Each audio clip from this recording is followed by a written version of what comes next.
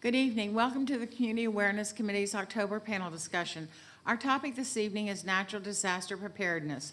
I am Trish Steiner, Chair of the Community Awareness Committee. The Community Awareness Committee is a committee of the Neighborhood Safety Commission. The Neighborhood Safety Commission is comprised of 15 individuals appointed by the chairman and the district commissioners. It is the policy of the Community Awareness Committee to not discuss any particular individuals, incidences, or past or present cases. We welcome and thank you for attending this evening, and welcome those of you who are watching on Cobb TV. We have written cards available for questions. Please raise your hand and we will collect your questions throughout the discussion this evening. Please turn your cell phones off or on silence, as this will interfere with our broadcasting. Our moderator this evening is Joel Cobb. Joel is an attorney whose practices trial litigation. He has been a practicing attorney for 20 years. He currently serves on the Neighborhood Safety Commission and was elected to serve as secretary. He serves as the president of the Mableton Improvement Coalition and president of the Mableton Community Fund. He has also served as secretary and president of his HOA. Joel will now introduce our distinguished panel members to you this evening. Thank you, Joel. All right, thank you, Trish. Again, my name is Joel Cope, and I'll be the moderator for this evening's discussion, and we have a very good panel assembled this evening. Our topic is natural disaster preparedness, and we have some wonderful members of our public safety community here, as well as the private community, to speak to us about those topics. The way this works is I'm the moderator for this evening's discussion. We received comments both from online submissions as well as people here in the audience. And we encourage our members of the audience here live, as well as the folks who are watching us online and also on television. They can always send those questions in during the course of our program, and we can ask those of our panelists.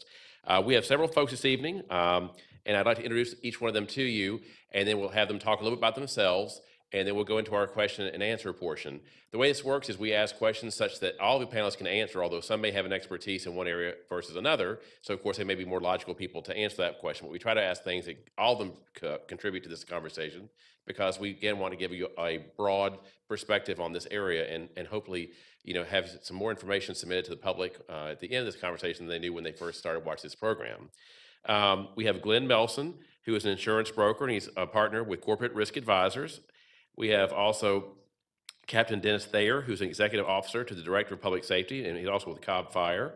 We have Sherry Russo, who's a field coordinator for GEMA, and Sean Laughlin, who is an emergency planner with Cobb County. And I'd like to do is go ahead and start with Mr. Nelson here and work your way across the panel until, if you would just kind of introduce yourself and tell the audience sort of what your expertise is and sort of why you're here, and then we'll kind of begin at the end when we have everybody finished and go into our question and answer session.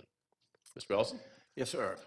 Thank you. My name's Glen Nelson. I have 32 years of insurance experience. I am a broker with Corporate Risk Advisors, a partner in the agency, selling personal lines, which is home, auto, boats, motorcycles, that type, as well as commercial lines for business, which is your general liability, your property coverages, and that type of thing for businesses.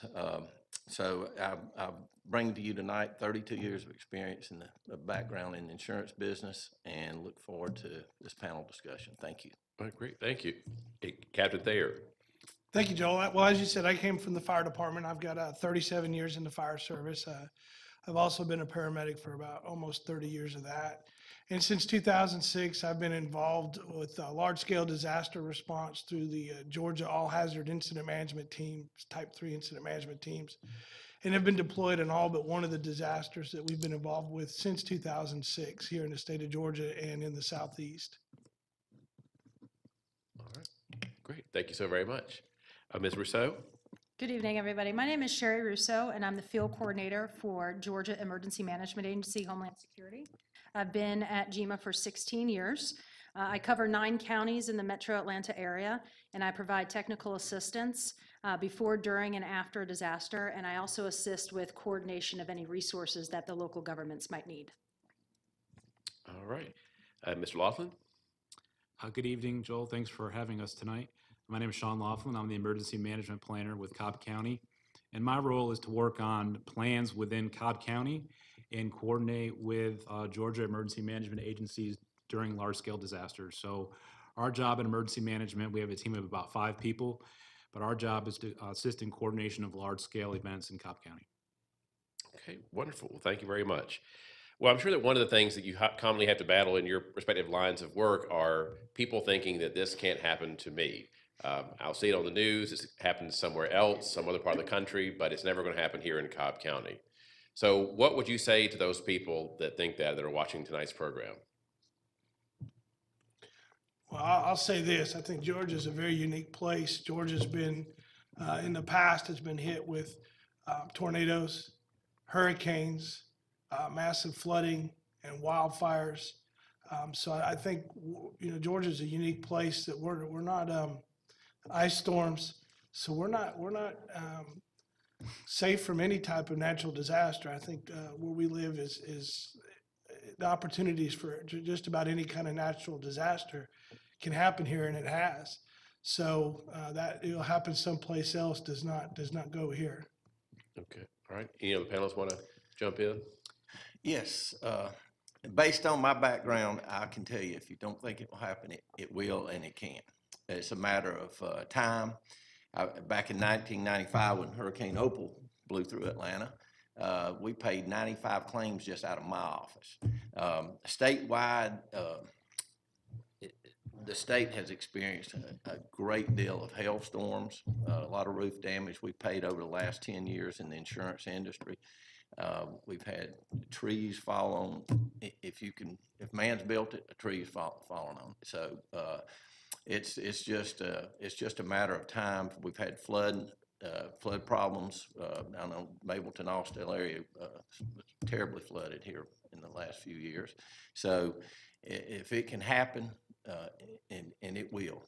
Lightning, we do have a unique environment in Georgia because we experience all types of claims in this environment, not to mention even on the auto side, which is with the traffic, we get a tremendous amount of claims in that. Now, just for the benefit of our audience, I think you've touched on some of these, but we're talking about natural disasters this evening. So these aren't things that are man-made, obviously. But I think you've mentioned some of these, like, I guess, flooding, fire, ice storms. Are there any kind of natural disasters that you don't deal in, don't work with, or don't address in your lines of work? Yeah, volcanoes Okay. and tsunamis, Okay. though we could see that if something were to happen out in the Atlantic. But those are really the only two that we don't see.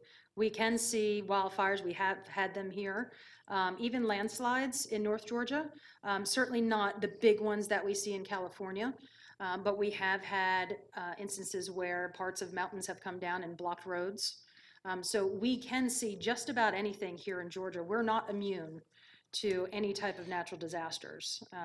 They happen, and I think if you are of the mindset that it can't happen here, you're really setting yourself up for potential injury or even death. Okay. Is there anything unique about Cobb as far as its physical location, its topography, that makes it uniquely susceptible, I guess, to particular types of harms or natural disasters? Flooding near the Chattahoochee River, that has been an issue in the past. In 2009, we had historic flooding in Cobb County, and we're still recovering from that. So Cobb County has undertaken some buyout properties near the Chattahoochee to actually remove them from the floodplain because we don't want that to happen over and over again for those homeowners. So the river is one thing that came to mind. Now, you mentioned that we're still dealing with this even now after 2009. So in what ways are we still dealing with that particular situation? Well, FEMA does provide grants to local jurisdictions like Cobb to actually assist homeowners buy out their properties so that they're able to get out of the floodplain, move to a safer location. And how it works is those areas become natural green space forever. You can't build on it again. And that's part of our mitigation cycle in emergency management. We want to make sure we remove homes out of the floodplain and we keep it floodplain. That's what it's there for. Okay. And can you talk a little bit about what is a floodplain? Because I think a lot of times in common parlance, we hear about storms that are 1 in 100 year storms, 1 in 500 year storms, and then lo and behold, 5 years later, you have a massive storm that's supposed to not happen but once every 1,000 years. Can you explain that a little bit to our audience? Sure.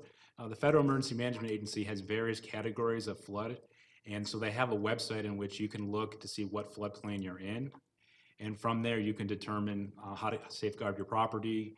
And a lot of people aren't aware that they're in a floodplain until it's too late. And I know when you buy a home, that is a stipulation. If you are in a floodplain, that they're supposed to disclose that.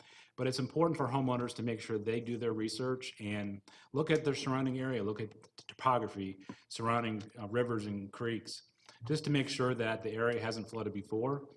And if it has, you might want to look at another location, maybe higher ground.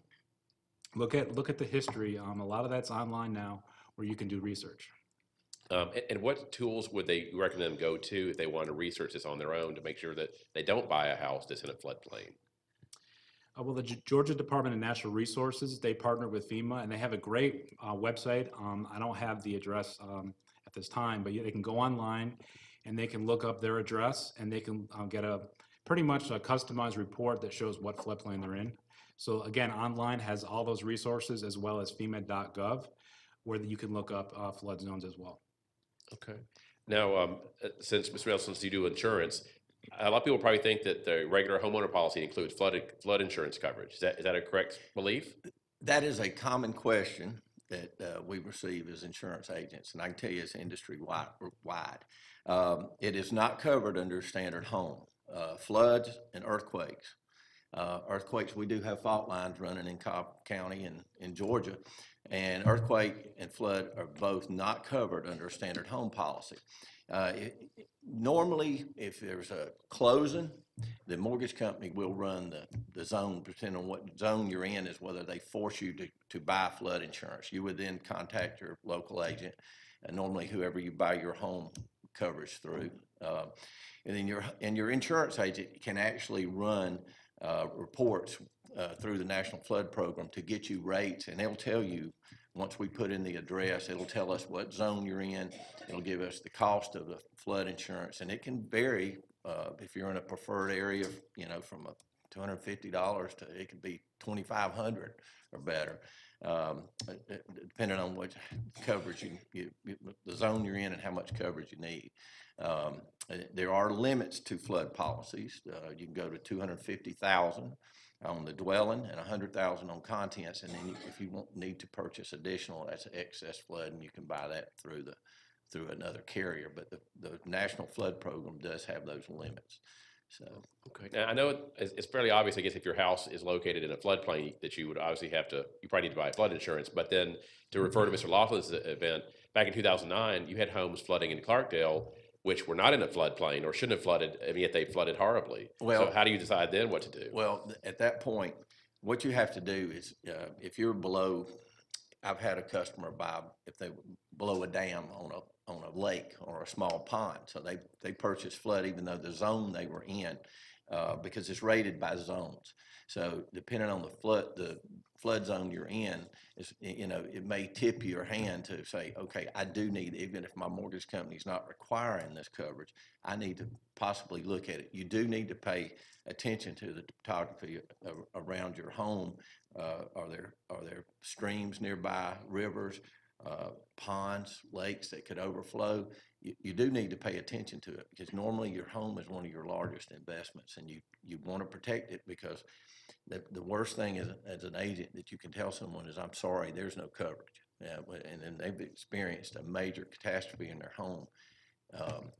So it's hard to tell someone that, but so they need to do their research. If you're buying a home, take the time to look at that. Call your agent, have them run the zone, find out what your zone is, and then look at the topography around their home to determine, I do need to look at this. Maybe during the building process, if it's a new home, maybe they discovered springs on the property. That can also create, the groundwater can create, and that is considered a flood. Hot water heater break-in is not flood. Any kind of groundwater, if it's a spring, river, just runoff, it's considered a flood. If it comes in through the roof, from a damage to a roof, such as a limb or bad shingles, that's not a flood. But if it's coming through the walls or in the basement from groundwater, whether it's runoff or a flood, actual flood, that is considered a flood, and that is not covered under a standard home policy. Okay. Okay. Now, what about fire? I mean, I guess I think everyone's probably watched the news and seen these horrible stories about California and what's been afflicting them. Are there some unique challenges in Cobb that make it susceptible to those kinds of outbreaks of fire, or that maybe help argue against having that kind of fire risk? Well, I think no matter what, you need to have insurance to cover for fire, and that's pretty much a requirement. We're fortunate here, we don't have large areas of undeveloped terrain that give us the same situation, same scenarios they have in California. Our terrain is much less steep, and we don't have as much interface. The problem they have in a lot of places where you see wildfires like that have great destruction is the interface between undeveloped property and developed property. And there's a fine line there. A lot of people don't clear their property far enough back to leave a fire break. And we don't have a lot of areas here. You know, we do have some undeveloped areas in Cobb around the Kennesaw Mountain area and West Cobb that is certainly susceptible to woods fires. Typically slower moving, typically easier to manage. And like I said, they're not big yet so big. And we don't have the weather conditions also that they have out there with the Santa Ana winds that create such havoc that we don't see that here. Okay. I think one of you also mentioned earlier today about the ice storms and also tornadoes that we've had come through the area. What sort of challenges do those pose in planning for people who do work like you do in the emergency preparedness areas? I think for both, for tornadoes, we don't know where they're going to land. We know the system is coming through. We work closely with the counties and with the National Weather Service, and we have briefings, and we try to get the word out to our local communities. We stress to the local communities to make sure that they have NOAA weather radios, both in their homes and in their businesses. But the problem is Mother Nature doesn't necessarily follow what the computer models always say, especially for tornadoes and ice storms. You know, here in Cobb and in Metro Atlanta, that ice could be in Marietta, and Smyrna might see rain. It could be that close of a gradient between frozen precipitation and non-frozen precipitation. So the planning for that is very challenging. It's challenging because we have such a large population, and a lot of them work in downtown Atlanta. So to make that decision, our public safety as well as our elected officials have to make that decision beforehand so we don't end up with another snowmageddon. To make that decision on, do we keep people home for the day? And it's a decision that is very difficult for them because they understand the economic impacts of it. They understand pulling kids out of school. There's a lot of effects that happen because we don't have our businesses open, we don't have schools going on. So for our elected officials as well as our public safety planning for that, we try to get as much information as we possibly can from the experts, from our National Weather Service providers, and we try to talk about, okay, this is what's happened in the past, how does this compare to what we're seeing now, and let them try to make the best decision to protect as many people as possible, because that's what it's about. It's about making sure that we keep as many, not just Cobb County residents, but the state of Georgia residents safe as possible.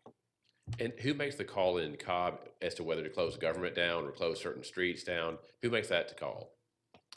Our emergency management director, in consultation with the public safety director and the county manager, we have a real team effort in Cobb County to make sure that whatever decision's made, we try to do it in advance, also in cooperation with the school district too, because if we close schools, we want to make sure we get that notice out as soon as possible. So we have a real team effort in emergency management to communicate with our partners, well in advance of a storm. If we know a storm is coming, we try to get the best forecast and do the best we can to predict.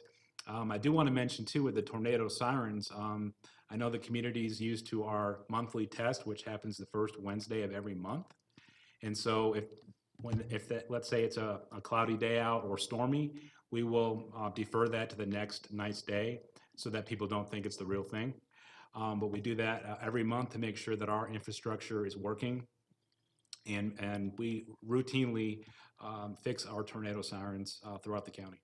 And where in the county are the sirens located? How do you determine where to put them? There are over 70 sirens, and they're pretty much scattered throughout all of Cobb County. And many of them are located near schools, places where people congregate, playgrounds, things of that nature. So they are strategically located throughout the county. I'd like to add one thing about Sure. the sirens. please do not rely solely on the outdoor warning sirens for your warnings.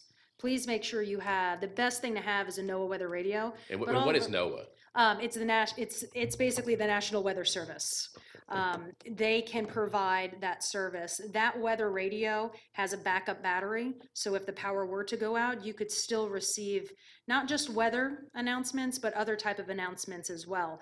The weather radio is great because we can provide, if there is a hazmat situation, civil unrest, all of that information can go out on that weather radio. So it's important to have that, but please do not solely rely on that outdoor warning system for your warnings, because you might be in your basement and not hear the siren if that tornado is coming through. Our smartphones these days, you can download all kinds of apps, whatever news media that you watch, every single one of them has an app you can download to get that updated information. So please make sure you do that, whether it's on your cell phone, whether you have a weather radio in your home, but please don't rely solely on those outdoor warning systems for your warnings. And do you have to buy those radios from NOAA itself, or do they sell at private retailers? Yeah, you can go to any big box store. Any of those big box stores, even some grocery stores sell them, and you don't necessarily have to buy the biggest and the baddest. Just a simple weather radio will do the trick for you. Okay, all right. You also mentioned the apps. Does Cobb County have like a? I mean, I know they have the Amber Alerts. You know, people have they'll blast out. Amber do the same thing for weather events, like, hey, you know, there's a ice storm coming or a tornado's about to hit in Marietta. You know, run. Go for cover or whatever they say in them. Yes, we do have an application that you can go to cobbcounty.org. You will see on there an icon for the Swift Reach notification. We have a list in there in which you can receive warnings ahead of time. So you would just go on the webpage and register. You can also deregister if you so choose, if you leave the area. You have that flexibility. Okay. Now, I mean, obviously right now we're having nice enough weather now, but this is probably the time you want to prepare people. So what do you do in each of your lines of work to prepare the public, to educate them about things? Just the means. What means are you using to educate? Not what are you telling them, but how are you educating people so they can find out? Well, we have the Community Emergency Response Team program in emergency management. It's a great program in which we get volunteers from the community, and we give them a comprehensive training on disaster preparedness, how to respond to a disaster. Let's say something happened in your neighborhood. So it's a great program to give you skills for resilience. We want our communities to be prepared. It all begins at the local level, making sure our neighborhoods are prepared, and that, you know, if neighbors can help neighbors, it makes everything much better in the long run during a disaster. So that's one program that we have. And how many people can take a class at one time? We typically have about 50 individuals who can sign up for a class. If you go to cobbcounty.org/EMA, you'll see a calendar on there in which you could sign up for a CERT program. Okay. And how frequently are those trainings offered? Like, is it once a quarter, or like, is this like, 6 sessions every 6 months or something, or? Usually every other month, but that does change periodically. So we encourage folks to go on the website and look at the calendar online. Okay.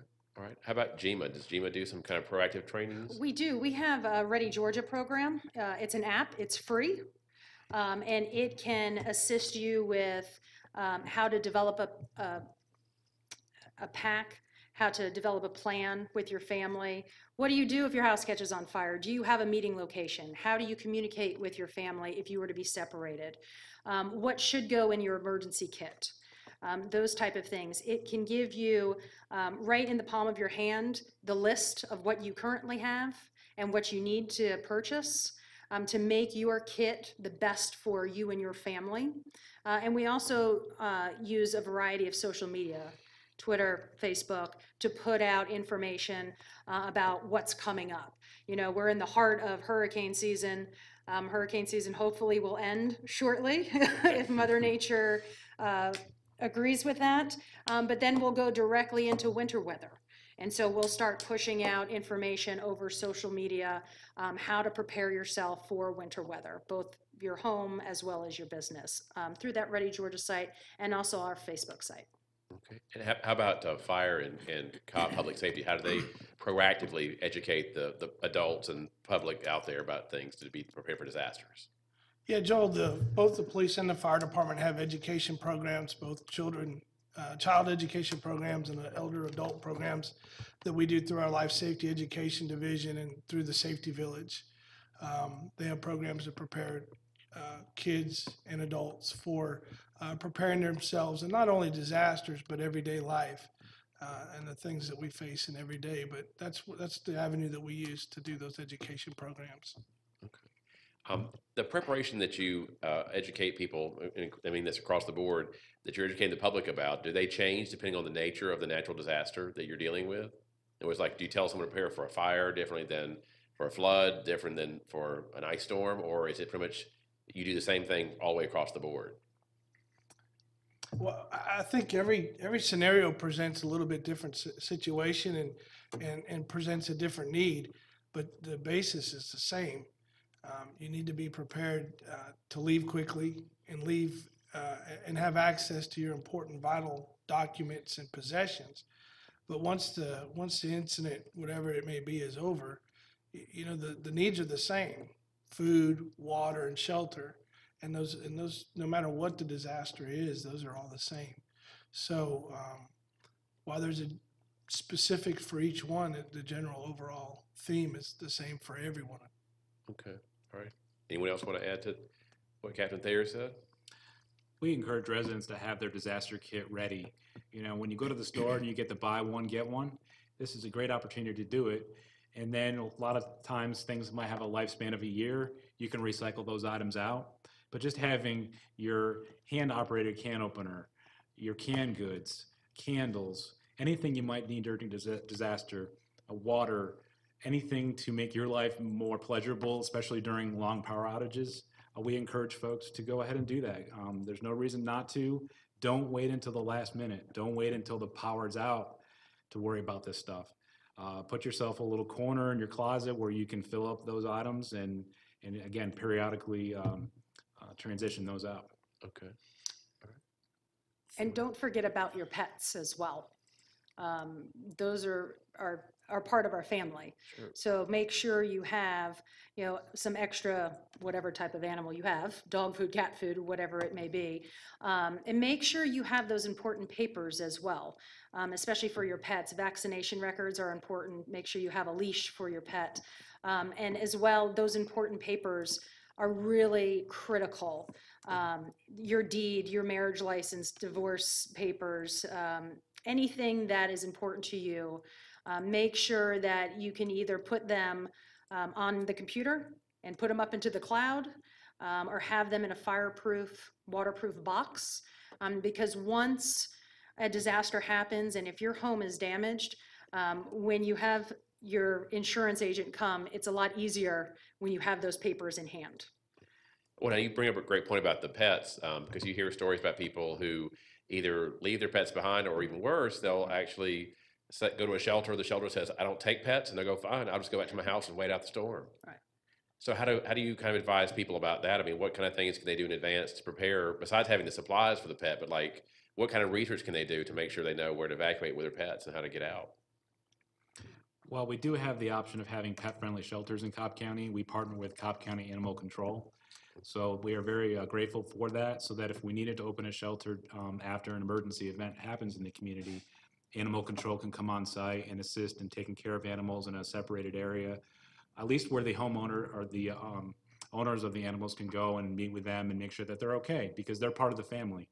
A lot of times people do not evacuate because they have their animals, and we want to make sure that they're taken care of as well. They're part of the family, and so our shelters do have that capability of providing an on-site location for them. Okay. Did Cobb receive a lot of pets being brought in? Like you hear on when they flee, the people fleeing the hurricanes, they bring their pets with them, and then they go to local shelters or whatever they go to stop it. I mean, did that happen a lot in Cobb this time with Irma and Harvey and these other storms, or did that not really occur here? I don't think we had too many come through. Irma was a little bit different in that when people were evacuating Florida, I'm not quite sure where they went. Some stayed here in Georgia, but a lot of them kept going north because that was the track of Irma. And so they kept going into, I guess, Tennessee and north of that. But during Katrina, we did receive several animals, mostly dogs, cats.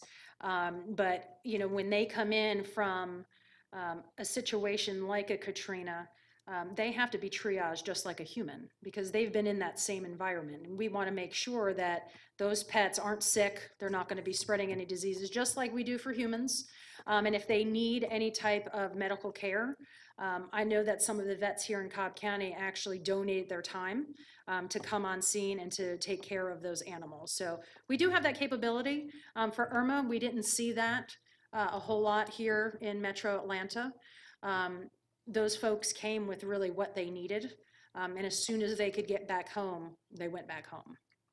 Okay. Yeah. Yeah, I want to stress something that, you know, a lot of times people don't realize that a disaster creates other disasters. And they think of the disaster, a storm, for instance. You take Irma, even though a lot of people weren't affected by Irma physically, their homes were fine and their families were fine. There were a lot of areas that had massive power outages that lasted days and days and days. And that creates a disaster in itself because without power, you don't have gas stations to get from A to B. You don't have refrigeration. You don't have water systems. You don't have sewer systems. Those normal life-sustaining things that we take for granted every day are gone. So when you prepare for a natural disaster, you have to think beyond what just that initial disaster is, because oftentimes it's not the disaster that's the problem. It's that aftermath that leaves behind that creates additional disasters. And we saw a lot of that in Irma, and being in South Georgia and Florida. A lot of people returned and there was no power or no gas.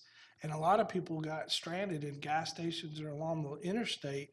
And there was even places where we had basically a refugee camp that would pop up in a gas station because people couldn't go any farther.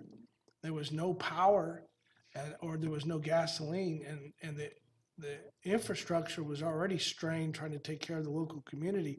Now we had to try to provide for hundreds and hundreds and hundreds of people that were stranded and couldn't go anywhere. So think beyond just with that, you know, that storm or that ice storm or that tornado coming, beyond that. And even though it may seem like it's a small thing that it won't affect you very long, think out long term, because oftentimes there are very long term effects.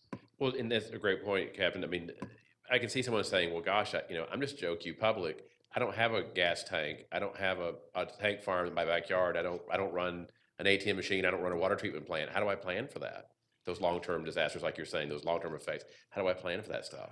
Well, you got to think of, you think if a disaster's coming, such as a hurricane, which we've seen a lot of them this year. The great thing is if you've paid attention, you've seen what the effects are and what the long-term effects are. As soon as Harvey was over, the longer-term effects became no gasoline for several days because they'd shut down all the petroleum factories and the drilling rigs. So you know that that's coming. So you prepare ahead of time, and keep an extra couple gallons of gas in a safe place so you have it for your car. You're right, ATM machines go out. Grocery stores without power don't have the opportunity to sell you things on your credit card. So have cash. Go ahead of time and get cash on hand.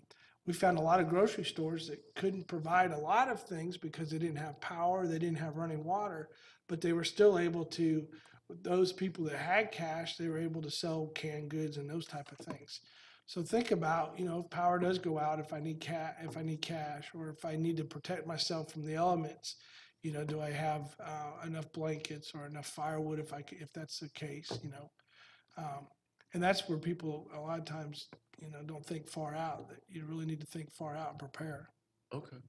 Now, Mr. Nelson, from an insurance perspective, what kind of things have you seen happen? What are some stories that you've seen that cause you to say, well, when you pick your insurance, you need to be thinking about X, Y, and Z and buying the right coverage, so I don't have to have that bad conversation with you on the back end about you don't have a coverage, but there's no coverage for that event? That's why on the front end, on purchasing insurance, you want to ask questions. There are no stupid questions. Please ask your agent, what does my policy cover? What does it not cover? That's as important as what does it cover, is what does it not cover. Make sure you buy, when it comes to a home, buy replacement cost insurance. Replacement cost is normally, the agent will put it into a replacement cost estimator based on square footage, you know, what level of house is it? You know, is it a high-end home? Is it, you know, middle? Is it a builder's grade? All of those factors, the zip code, all of that goes into determining that replacement cost. The agents, now we've got programs that'll run that and give us an exact replacement cost, including debris removal. Make sure of what you have. Ask the questions up front. So what does it cover? What does it not cover? We also encourage folks to go through your home, videotape what's in that home. Just go through each room, videotape what's on the walls, the furniture, everything, because I have been through several homeowners that have lost a total loss, whether it's from a fire or windstorm. Fire typically, and it's an emotional loss, a huge emotional loss, and they typically have trouble remembering what did I have in this. And so if you have a videotape because you're emotionally distraught at the moment, you can look at that videotape and then you start jotting down, okay, yeah, I had this particular piece of furniture, whether it's antique or whether it's whatever it is, and you can comprise a much better list so that they can replace those items in your home. Typically, most insurance companies are going to pay you the actual cash value of the products, and then once you replace it, your loss, then they're going to add on the additional replacement cost on your furniture as well as on the home itself. So just ask the questions up front. Your agents will be more than happy to answer those questions. What does it cover? What does it not cover?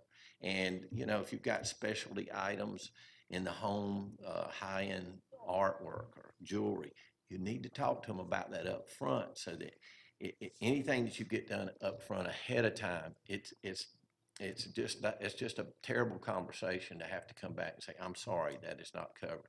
If you've got specialty products in the home or built out for, say, handicap, those kind of things, let your agents know these things so that they can make sure that they design that insurance product so that you get made whole at the end of a disaster. Well, that also brings up the question of valuation of items, because I can see someone saying, well, I bought a whole room full of furniture, that was 20 years ago. I lost those receipts. Or I bought these paintings when I was looking through a bazaar in Rome, Italy. So I can't go back there and go buy those things again. How do you advise them to handle those parts of the valuation of those items? That is where documentation, on that video of the items in the home, if you have the receipts, make sure that a copy of that is stored off-site so that if the home is completely destroyed, you can go access that video and those receipts outside the home and bring that to the company, because even if you have replacement cost, even if that sofa is 20 years old, they're going to pay you replacement cost for that type of sofa, whether it's a mid-range or low range or high end. They will pay you replacement costs up to the limits within your policy, and but you got to show it's got to be documented. So those things you prepare ahead of time. In that way, it makes the claim go much smoother than if you are sitting there with no list, you're emotionally distraught, and you just cannot think. You can go back and add items later, but you will never recall everything you have in the home, because we all have things that maybe we've set aside or you're just gonna forget. So it is so important to either have photographs or videotape or both. Earlier you mentioned about flood insurance is not automatically included in your regular homeowner's Correct. policy. What about the other disasters we've talked about, like whether it's fire or tornadoes or ice storms, things like that? Are those things covered with a normal homeowner's policy? Typically, under a standard homeowners, yes, they would be covered. But that's where you need to ask your agent up front, what am I buying? What am I buying? What is covered under this?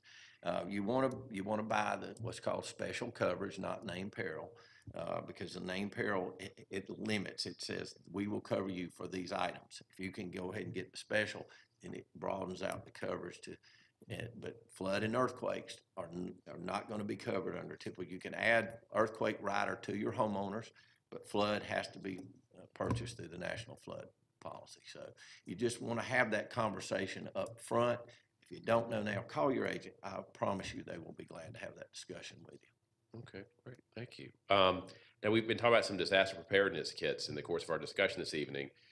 What are the things that people should be having in those disaster preparedness kits? What kinds of things, assuming I'm just sitting here with my notepad, writing down all the things you guys are telling me tonight, what am I supposed to be writing down a list of? What things do I need to have in that list, that group, that little pod or plastic tub or whatever it is? I kind of touched on this previously with the disaster kits. I want to talk about cars. I think you should have a kit for your car as well for those winter storm scenarios. So an idea for that might be water, snacks, blankets. How about those jumper cables in case you get on the side of the road and you need assistance? Kitty litter for those ice scenarios, being able to put traction on the road, and flares.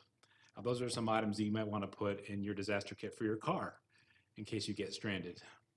And then for your home, I had mentioned previously the canned goods, bottled water, snacks, perhaps games for those long periods in the house with the children to keep everyone entertained, matches, candles, anything to make your life better, because we could potentially have power out for a long period of time, and we want people to be prepared for potentially 72 plus hours without power. So not having power for a long period of time is it's not glamorous. We could be in the dark. We want to make sure everyone has what they need to sustain a long period. Okay. Anyone else want to talk about what should go in a disaster kit? And also make sure if you have any functional or access needs or special needs, that you take that into consideration as well. So if you have someone who relies on power for a piece of medical equipment, you need to be planning for that now. That's something that's really important, because our first responders during a disaster, they're going to be slammed going out and assisting those people. So if you can prepare for that now, and especially those that may have mobility issues, think about that if you have to evacuate. Think about those seniors who might live by themselves in your community. You know, Sean talked about before, neighbors taking care of neighbors. So if you know of someone in your community, in your neighborhood, who might be elderly, who lives by themselves, might have a functional access need, get to know them.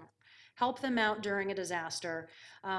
Those type of things are important. But in that kit, I would also have any type of medication. I know my parents, they have a small little bag that if weather is bad, because I've been preaching to them for 16 years, that my mom will take all of their medication with it written down as well, just in case they lose something. And she'll put it in a bag that if they were to have to evacuate the home, she can bring that with them. So she knows that both of them will have any medication that they need. That's something that's important. And with that, if you can write down the type of medications, what it is, the name, and what you're taking per day, that's important too.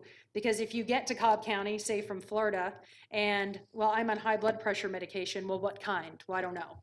That's a problem. We want to make sure that you get the proper medication at the proper dosage. To put that in your kit. But you know, the very basics, those non-perishable items and water are the two things that we're seeing now from the hurricanes across the Gulf as well as in Puerto Rico. That those are the two things that really can make or break you. Not having clean water and those perishable items. And Sean mentioned before that can opener. It's great if you have non-perishable items, but if you don't have a manual can opener, it makes things difficult to get into that. And when you're purchasing those non-perishable items, make sure you're purchasing things that you eat on a regular basis. If you don't eat tuna fish today, you are not going to eat tuna fish, you know, come the tornado that comes through your community. So you want to purchase things that you can recycle through your normal pantry. So that's something that's important. But if you go to the Ready Georgia app, it will give you some suggestions If you go to FEMA.gov, they also have suggestions there on what you should have both for your vehicle, for your home, and for your business.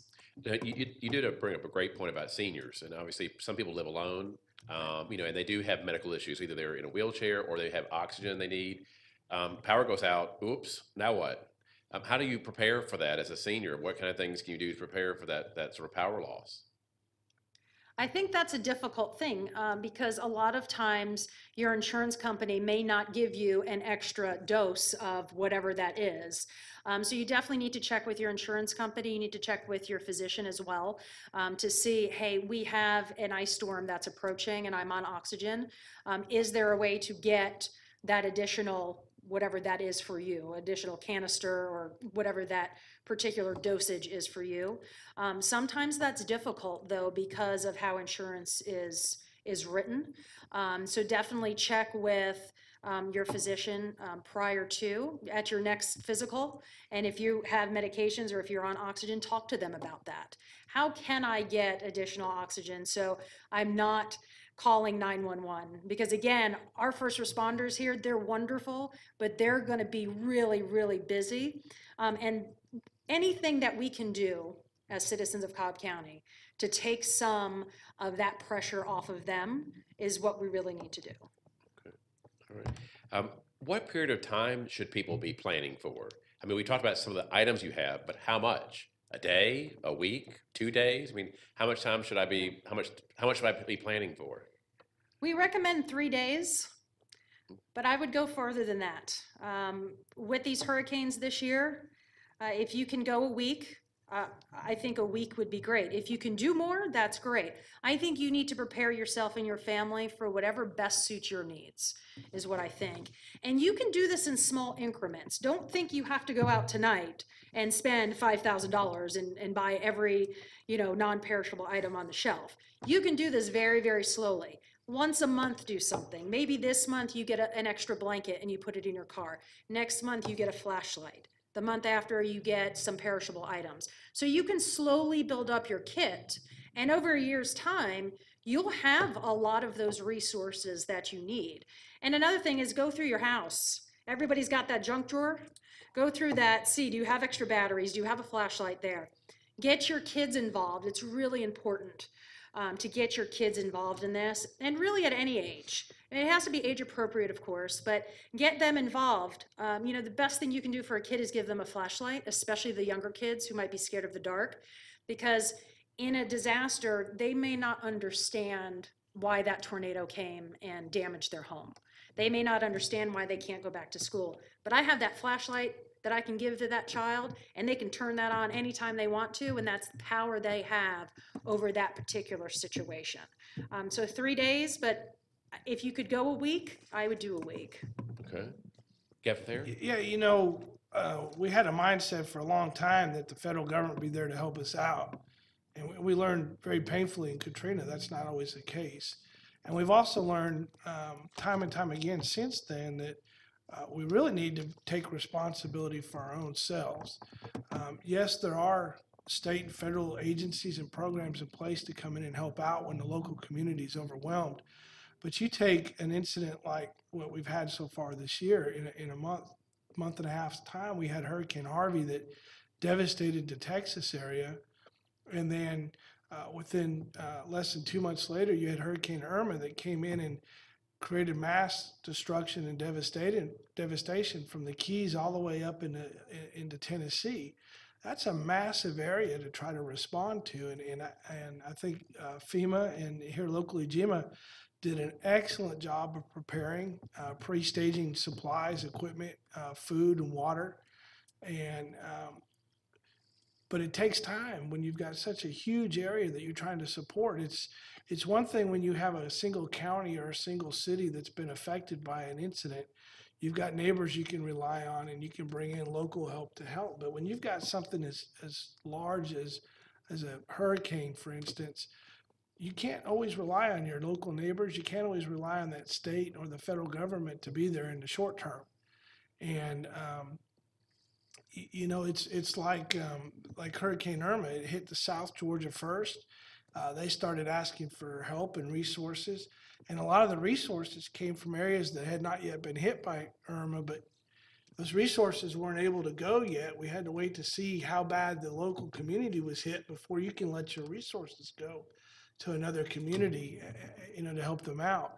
So it takes time for that to happen. And we saw that in the tornadoes that hit Ringgold also. We saw a delay in response from other areas just because the storms hadn't come all the way through Metro Atlanta yet. So the resources that were asked for from the Metro Atlanta area, it took about a 6 or 7 hour delay to get them to Ringgold, just because everybody had to stay home and make sure their communities were safe and going to be okay first. So it's really important. I think people take the mindset that you got to take care of number one, and it's your responsibility to take care of you and your family.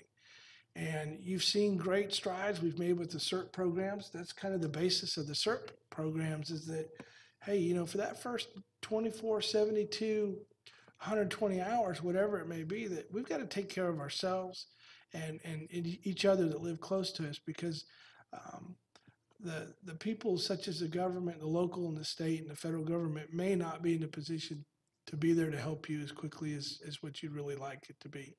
Well, and it was a great point. I think Mr. Nelson spoke about the insurance you buy. What some people might say, well, you know what, I can't afford insurance, or I can't afford the right kind of coverage. But you hear about the federal government having insurance programs that come in and pay for lost businesses that are burned up, or a home that's been flooded out. I mean, where does that interplay kick in? I mean, between the private insurance versus government insurance. I mean, how do you determine eligibility? I mean, how does that whole interplay work? So the homeowners need to go through their homeowner's insurance first. That's the first thing that FEMA is going to ask you.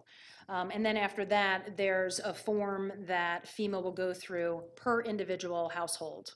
And they'll ask you questions about what type of insurance did you have, yes or no. If it's a flooding event, did you have flood insurance, yes or no? Basically, how much money do you make? What is your tax bracket? Other things that, do you have any functional or access needs? Do you have elderly in the home? Are you on a fixed income? All of those things come into play.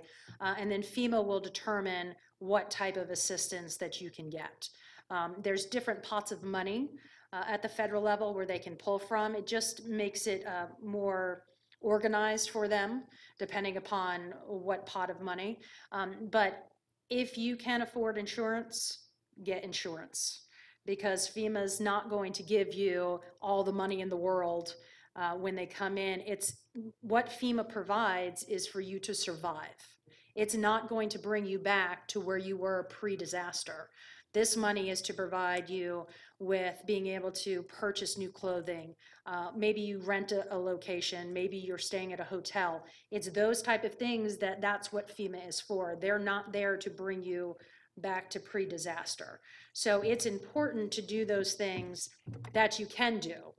FEMA is there to assist those who maybe can't afford insurance or aren't covered completely.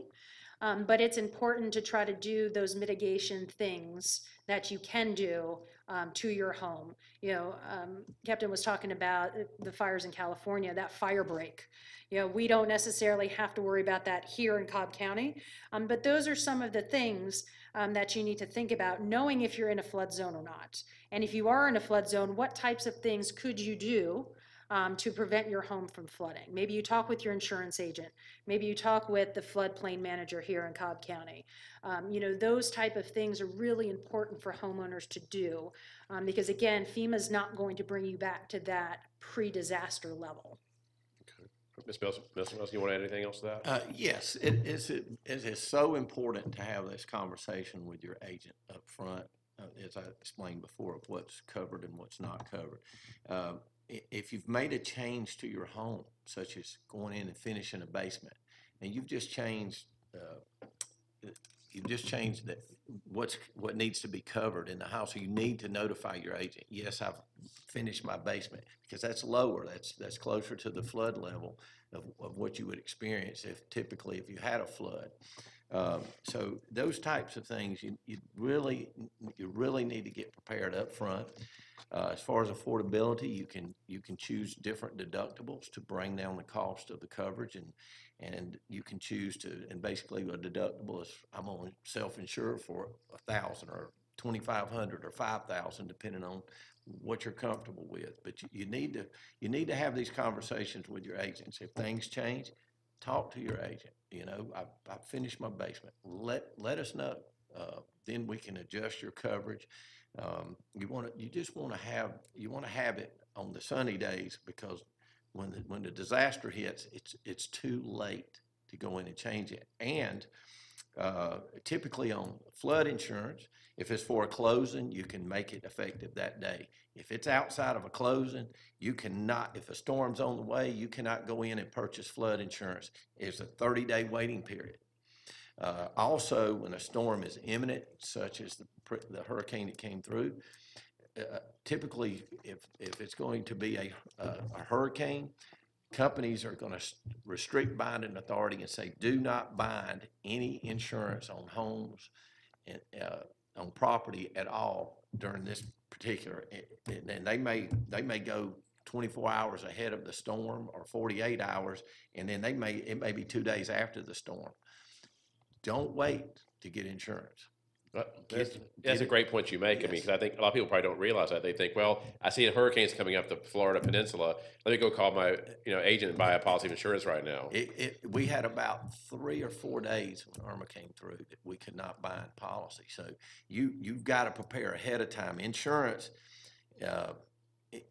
you cannot wait to. It's not an ATM machine where you just put your card in, pull money out. You have to prepare ahead of time, and so get it on when the skies are blue, so that you have it in place. But talk to your agent, have that discussion, and make sure you're getting the right answers. And if he says or she says, I don't know, but I'll find out, that's a good agent, because you need to make sure that you're getting things in place that and have it designed for you, depending on your particular needs, where your home is located.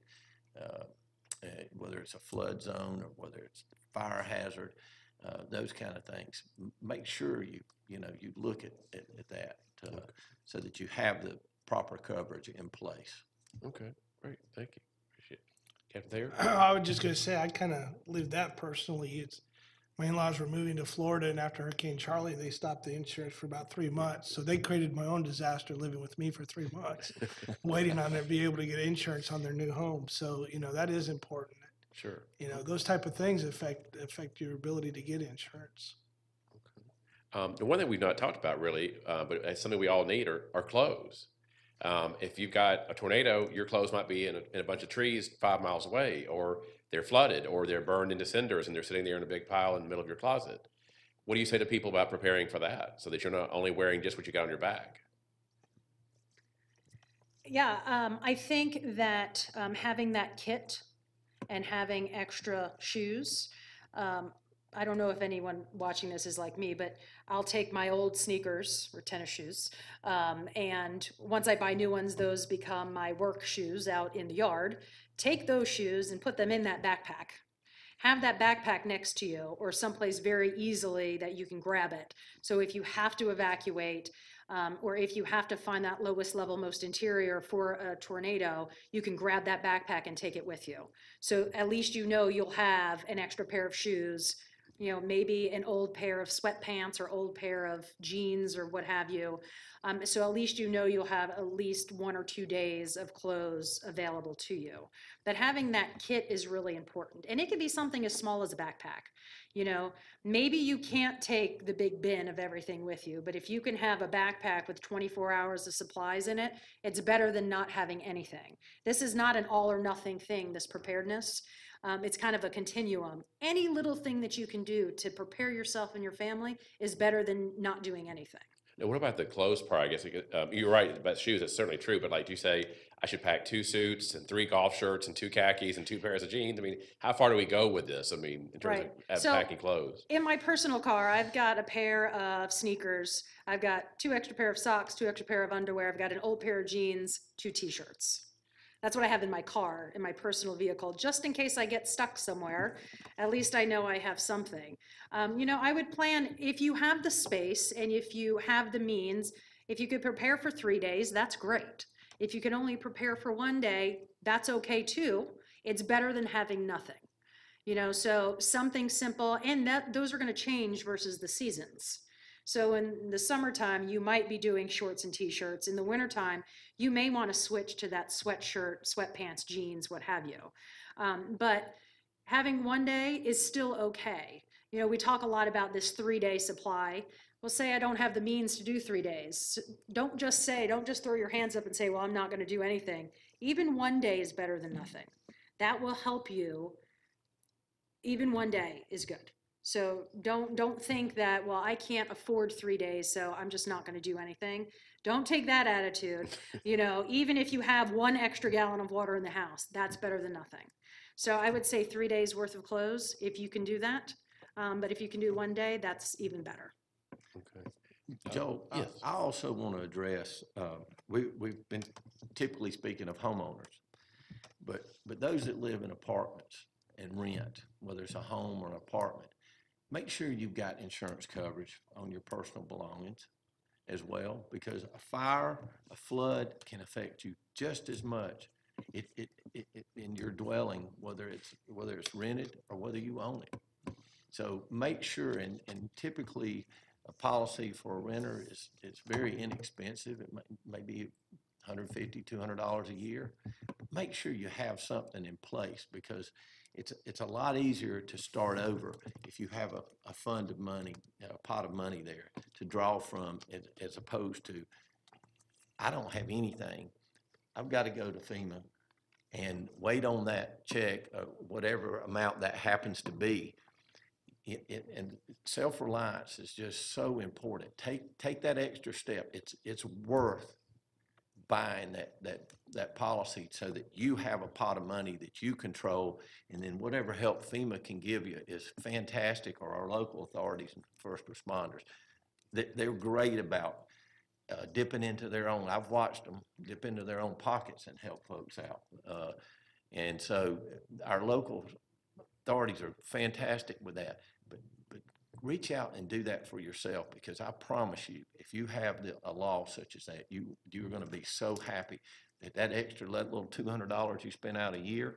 And I know it can be a lot on somebody, but it is so important, and you're going to be so thankful that you spent that $200 or $150 or whatever it is it would cost you for some coverage. Well, Dave, if you have an event like a fire or a flood and it just wipes out your dwelling place, whether it's an apartment or a house, does insurance provide things such as monies for buying groceries, buying clothes, staying in an extended stay hotel while if your house is in ruins? I mean, your apartment's in ruins. Does it provide for those things? Yeah, most policies, if you buy a good policy, it's going to cover your belongings.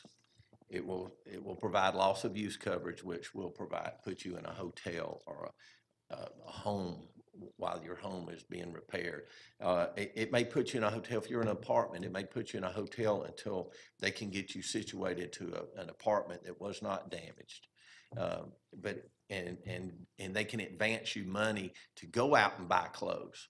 That's what makes it so important. So that if you had that fire and your belongings are just gone, well, I call it don't cry twice, because you're crying over your loss, but at least you've got this pot of money here that's going to help you, restore you, and put you back in place where you can go buy yourself and your children some clothes to put on their back while you're waiting for some additional help from our authorities, which are great, by the way. They're fantastic and they do a great job. But if you've done this in advance, and then you've got a pot of money that you can call on instantly, and you can call your agent and say, hey, my home or my apartment's gone. And typically when it's a tragic, a major loss, the insurance company will normally advance you money. It may be $1,000 or $2,000 instantly they can put in your hand. And that goes a long ways to at least getting a set of clothes for everyone in your family, so that you can start surviving and putting your life back together. Because if all you have is the clothes on your back and you're emotionally just strung out, it makes a big difference if somebody hands you a $2,000 check and says, okay, go get some clothes so that each, your children, your spouse, they've got an extra set of clothes or two, something to call their own. It may be as simple as you get to buy a doll for your child so that they can at least hold on to help them emotionally get through this disaster and this loss. So it's just it's something. It's well worth the investment. Okay. Now, of course, I would be remiss if I didn't bring this up to you guys. And you know how it is when it gets to be winter weather here. And one of the local TV stations mentioned ice and snow is coming. People run at the grocery store and they buy like they're going to be trapped for 3 weeks. I know you guys have to have some thoughts about this and in your lines of work. So I definitely want to hear your input about this. How do you advise people to proceed? Well, if you prepare beforehand, you don't have to be in line hoping that there's water and bread and milk and the other various things that people are buying. So if you can do it very slowly, build up that capacity for that preparedness with the non-perishables, with the water, et cetera, then when the time comes, you can sit back and be comfy in your house while everyone else is cramming at the grocery store trying to find that last loaf of bread. So that preparedness is something that I can't stress enough to make your life easier when the time comes, when the ice comes, or any other type of disaster for that matter. During Irma, I went to the grocery store, there was no water left, but I knew that I had some at home, but I was being deployed, so I wanted to get some additional water to put in my car, and there was none. Right. Thank goodness I had it at home that I could pull from. But if you do that beforehand, there is no running crazy through the store trying to pull things off the shelf. So basically your thought is do the pre-planning so you don't find yourself resorting to that kind of primal fear of being without. Correct. Because you said, that ice storm, you're not going to be in your house for 3 weeks, but people have their cars packed. They're just packed with food.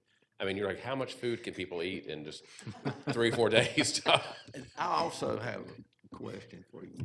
I'm a one using a little common sense. If you've got a milk carton, plastic milk, you can wash it out, use tap water while it's working, and you don't have to run to the grocery store and spend $100 on water. Just fill it up out of the tap water. You drink it every day anyway. So right. That's good.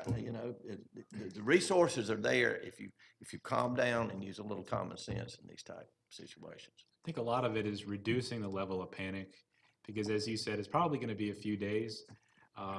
Making sure you have that kit ahead of time. And the same goes for gas, too. There's a lot of panic with these recent events with gas shortages. And you definitely want to be able to get to and from work or at least be able to get out of the house with some gas. So, being able to reduce that level of panic, planning ahead is really going to make a big difference during an event. Okay.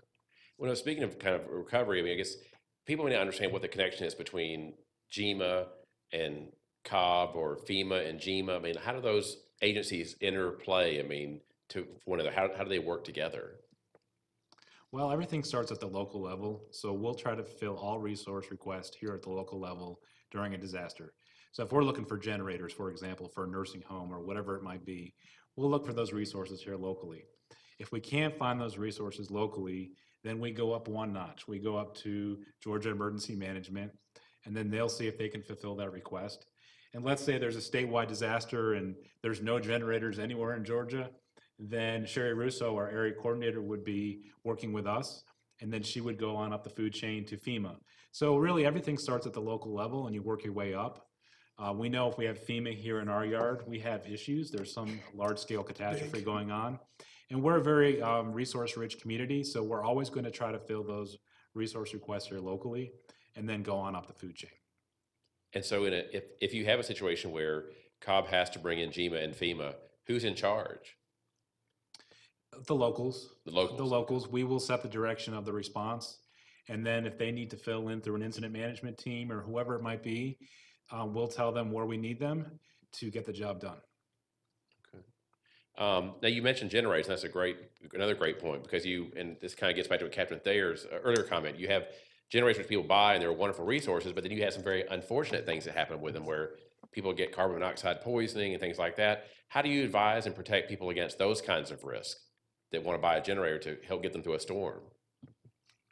Well, obviously, generator is a big thing that a lot of people buy after there's a storm.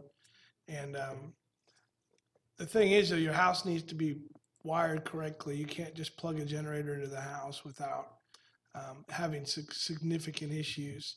And again, it goes back to preparation. You know, it's after the storms happened, it's not the right time to go get a generator and try to power your house with it.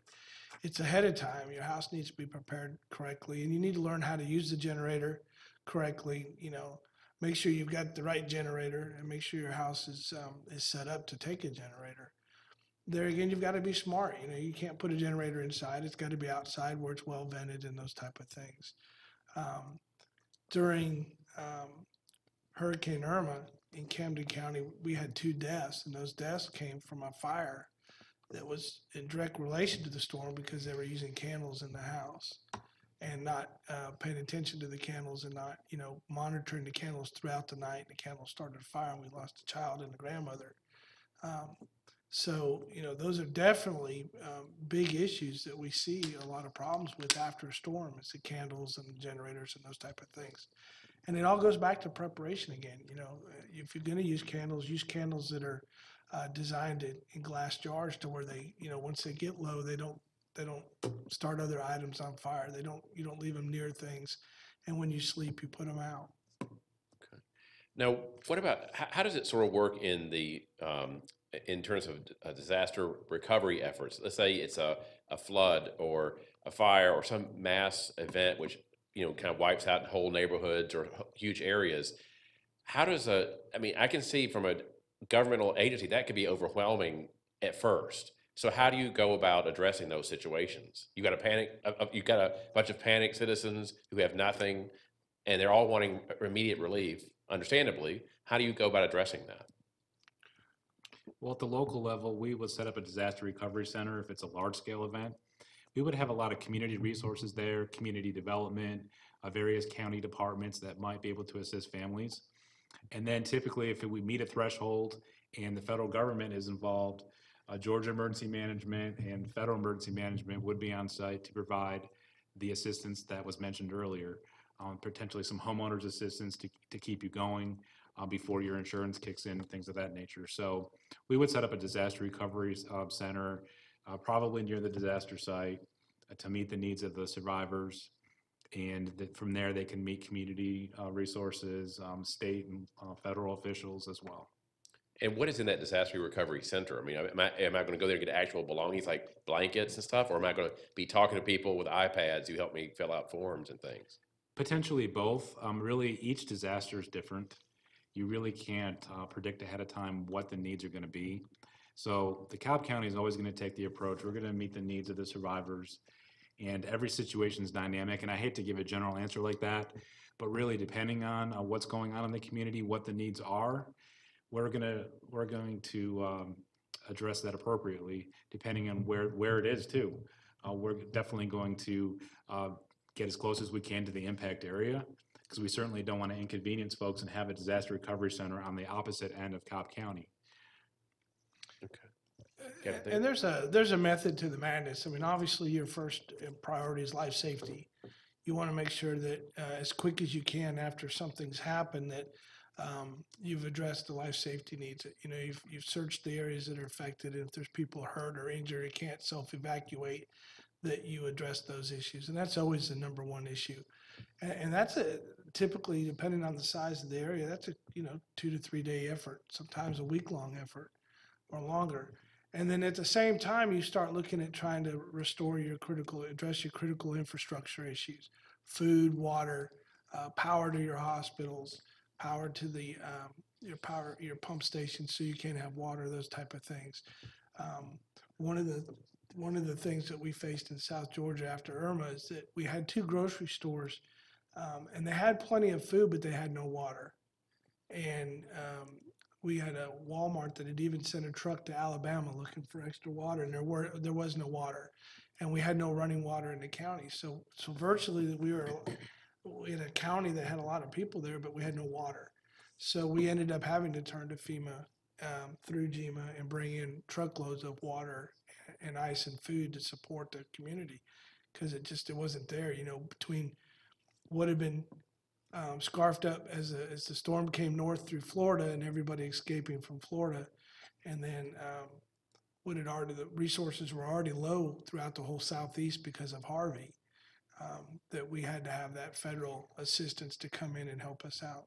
So once you get past the life critical thing, just actually saving people's lives, how do you organize or prioritize the things to go after? Because if you don't have a house and you're cold, then to you the house is the most important thing to get. I need shelter, or I can't get gas in my car, so I'm trapped, or I can't get to an ATM machine, or I mean, I've got all the number of things that to people at that time, that's the most important thing to them to get addressed, which may or may not be what the public safety arena might say is the most important thing to address. So how do you kind of deal with that? Well, obviously, once public safety and the public well-being is taken care of, you start looking at, all right, what does this community need to get back on its feet? And it is a little bit different for every community.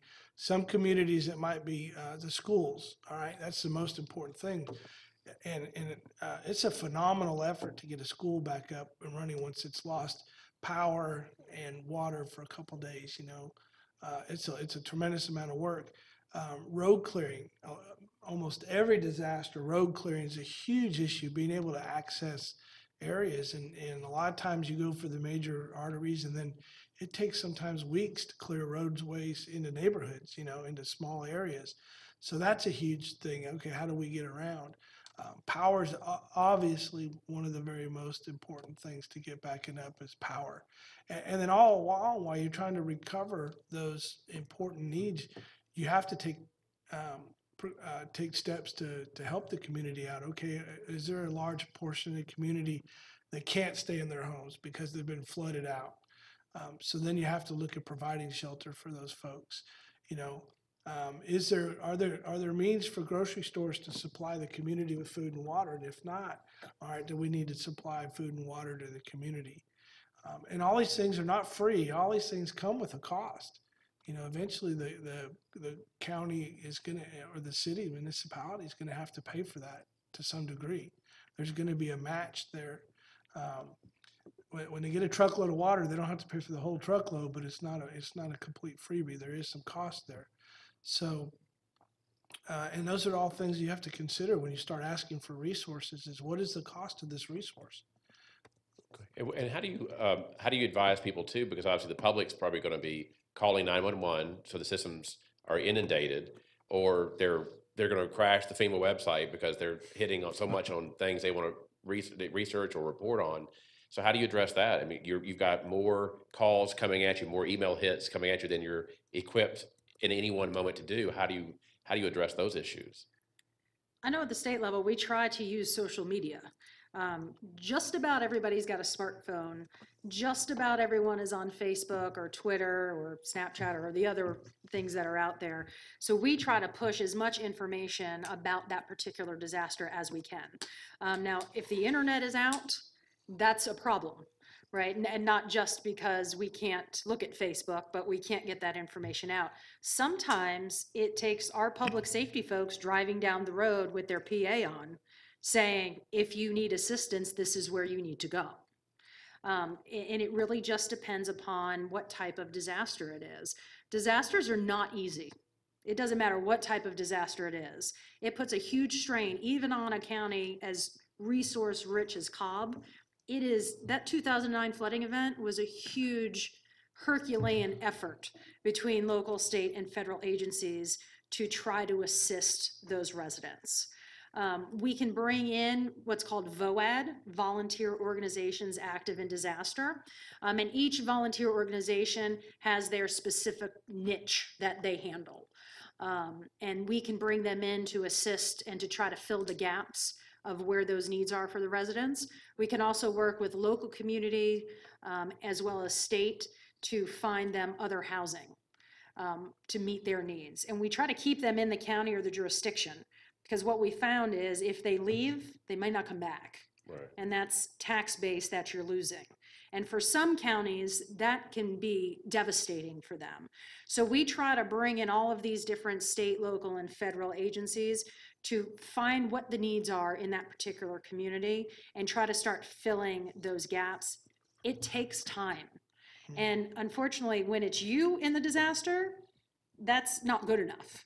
right? If it's your house that's destroyed, well, there's a lot of stress that comes involved with that.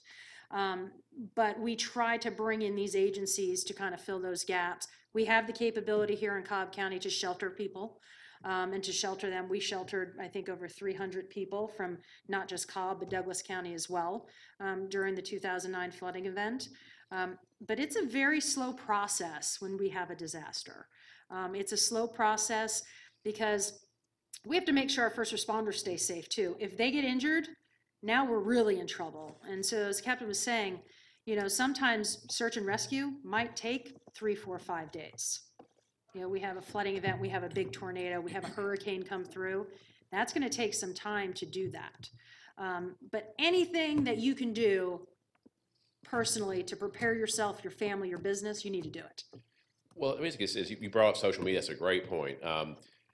Obviously, you know, you're in a crisis environment where you're taking care of a natural disaster, and you probably help lots and lots of people. But now with everyone having a smartphone, everyone's an amateur videographer or an amateur reporter.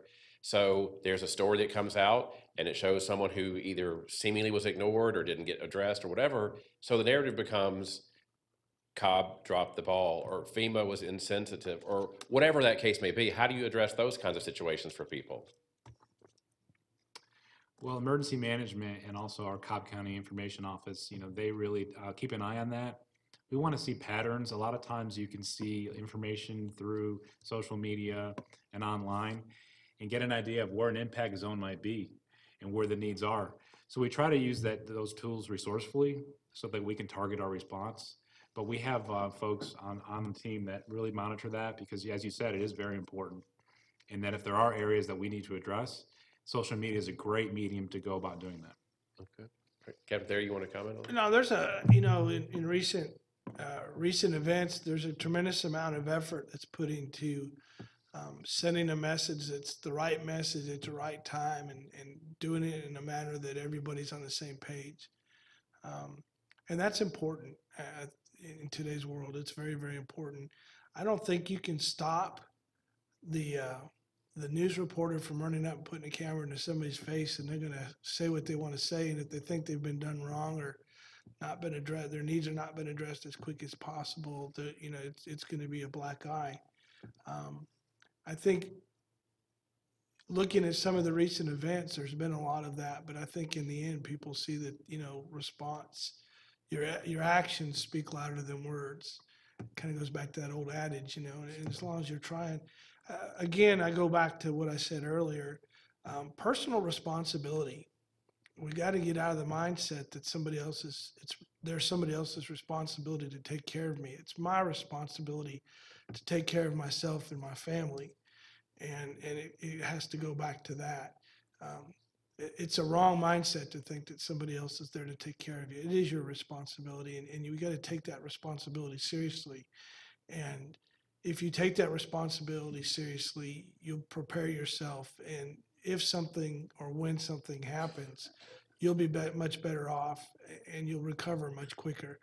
Because, like Ms. Russo said, it takes a long time to get boots on the ground to set up a recovery process. It takes a long time to get FEMA in to set up an assistance program. I mean, we're not doing that in a day, 2 days. We're doing that in weeks and 3 and 4 weeks down the road. And so you've got to take responsibility for that and to be able to take care of yourself. There are those out there that can't.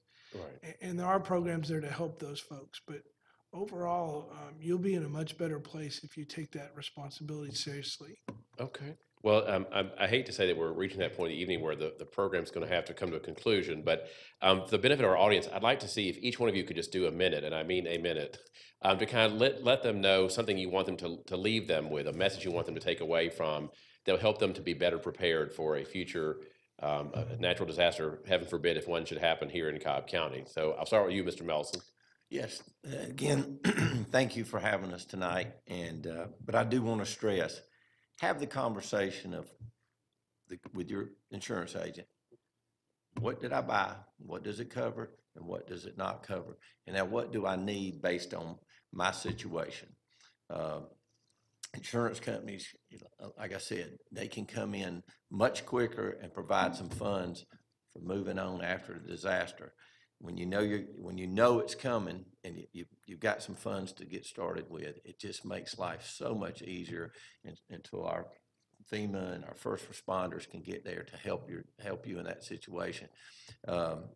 It helps to have a pot of money to at least start taking that first step towards recovery.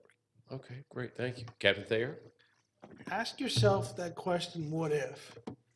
Ask yourself the question, what if something did happen and we were faced with a scenario where we couldn't live in our house right now? What would we do? You and your family, what would you do? Where would you go? And how would you proceed?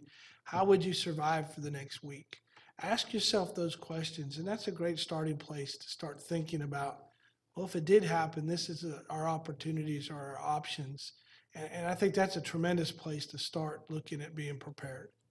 Okay, great, thank you so much. Ms. Russo? I would say the time to prepare is now. The Ready Georgia app is a great opportunity for you and your family to get prepared. Again, it's free. It's Ready Georgia app. And go in there, learn how to develop a kit, make a plan, be informed. Okay, wonderful. Thank you, Mr. Laughlin.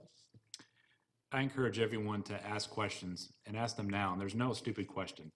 So if you have questions about preparedness, building your plan for your home, your business, could even be a healthcare facility. We work a lot with healthcare facilities.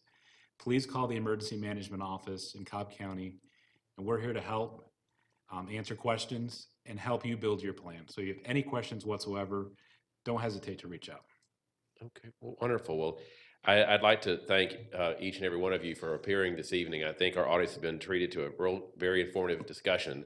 I want to thank our members of the live audience as well as those watching on TV, Cobb TV, as well as watching online, and really appreciate each one of you for what you do in the community and to help make our community a better place.